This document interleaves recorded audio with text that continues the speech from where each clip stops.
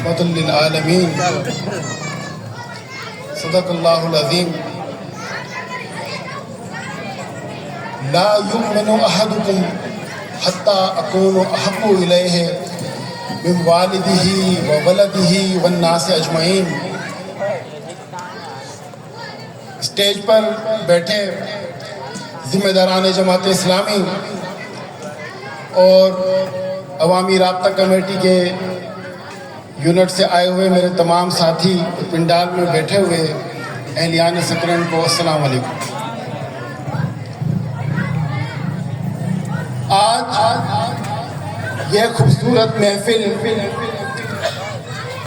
اس عظیم ہستی کی یاد میں رکھی گئی ہے کہ جو ہستی میرے اور آپ کے دلوں کی دھڑکن ہے، وہ ہستی جس کے لیے میں اور آپ دن اور رات ارادہ کرتے ہیں کہ آپ پر ہماری جانیں قربان، آپ پر ہماری اولادیں قربان، آپ پہ ہمارے ماں باپ قربان، فدا کا ابی و امی یا رسول اللہ۔ وہ عظیم ہستی کہ جو 12 ربیع الاول کے دن جن کی یوم پیدائش ہے، وہ عظیم ہستی کہ ربیع الاول شروع ہوتا ہے، جگہ جگہ سیرت کے پروگرام کیے جاتے ہیں۔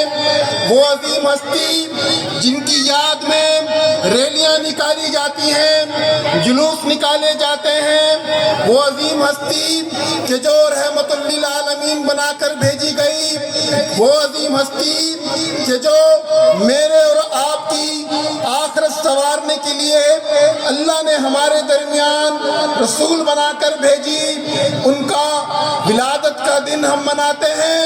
یہ ایک بہانہ ہے ان کی سیرت کو یاد کرنے کا، ان کے اسوے کو یاد کرنے کا۔ میرے دوستو، یہ جلوس نکالنا، یہ میرے دوستو کہ جلسے کرنا، آپ صلی اللہ علیہ وسلم سے اپنی محبت کا اظہار کرنا یقیناً ایک نیک عمل ہے، لیکن میرے دوستو آپ صلی اللہ علیہ وآلہ وسلم جس کام کے لیے دنیا میں نبی بنا کر بھیجے گئے، آپ صلی اللہ علیہ وسلم کو جس بات پر پیغمبر منتخب کیا گیا، آپ کو بتاتا چلوں نبوت ملی 40 سال کی عمر میں، لیکن آپ صلی اللہ علیہ وسلم ان 40 سال کے اندر بھی لوگوں کے درمیان صادق تھے، سچے مانے جاتے تھے۔ آپ صلی اللہ علیہ وسلم ان 40 سال سے پہلے بھی لوگوں کے درمیان امین کہلائے جاتے تھے، لوگ اپنی امانتیں آپ کے پاس رکھواتے تھے۔ آپ صلی اللہ علیہ وسلم ان 40 سال سے پہلے بھی لوگ اپنے فیصلے آپ سے سلگ کرایا کرتے تھے۔ لوگوں کا اعتماد اگر کسی چیز کسی شخصیت پہ تھا تو میرے پیارے نبی پر تھا۔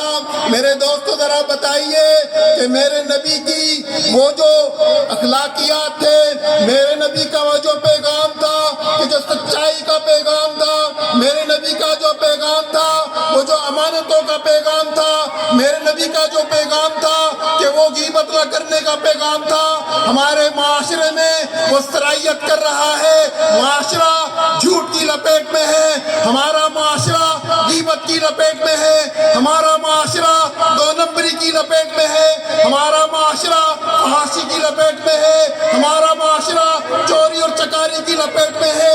ذرا بتائیں کہ یہ کیسی محبت ہے، یہ کیسے جلوس ہے، یہ کیسی ریلیاں ہیں، یہ کیسے جلتے ہیں کہ نبی کو مانا جائے، نبی کا نام لیا جائے، ان کے اوپر جان قربان کرنے کا وعدہ کیا جائے، لیکن نبی کی بات نہ مانی جائے۔ نبی کہے جھوٹ نہ بولو، ہم جھوٹ بولے، نبی کہے خیانت نہ کرو، ہم خیانت کریں، نبی کہے دھوکہ نہ دو، ہم دھوکہ دے۔ بتائیں یہ کیسا اس کے رسول ہے؟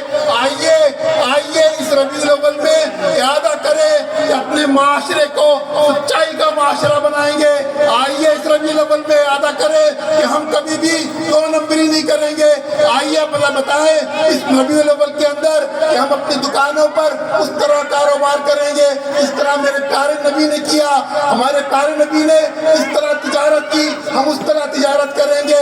کوئی دو نمبری نہیں کریں گے، کسی کے ساتھ دھوکہ نہیں کریں گے، امانتوں کا خیال رکھیں گے، ایک دوسرے کا خیال رکھیں گے، قرضدار سے نرمی کریں گے۔ یہ وہ پیغام تھا کہ میرے پیارے نبی جس کے لیے دنیا میں آئے، اور جو سب سے اہم پیغام جو میرے نبی نے فرمایا کہ میں دنیا میں اس لیے بھیجا گیا ہوں کہ اس دین کو دنیا میں غالب کر دوں۔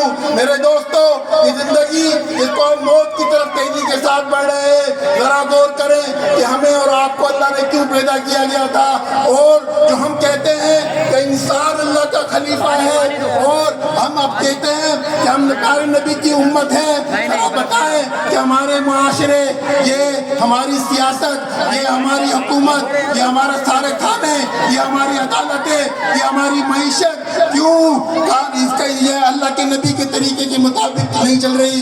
آئیں، کیونکہ یہ دنیا اللہ نے بنائی ہے، اور اللہ ہی سمجھ سکتا ہے کہ اس دنیا کے اندر کس طریقے سے نظام چلنا چاہیے۔ تمام ادیان کو چھوڑ کر اللہ کے دین کو غالب کرنے کا جو مشن آپ صلی اللہ علیہ وسلم کو سونپا گیا تھا، آپ اپنی ذمہ داری بہت اچھے انداز سے پوری کر دنیا سے پردہ فرما گئے۔ اس مشن کو مجھے اور آپ کو جاری کرنا ہے کہ ہم اللہ کی زمین پر اللہ کا نظام نافذ کریں۔ مجھے بھی اللہ تعالیٰ اس کی توفیق عطا فرمائے، اور جو یہاں پر سب ساتھی بیٹھے ہیں، اللہ تعالیٰ سب کو اللہ کی زمین پر اللہ کا نظام قائم کرنے کی توفیق عطا فرمائے۔ وآخر دعوانا الحمدللہ۔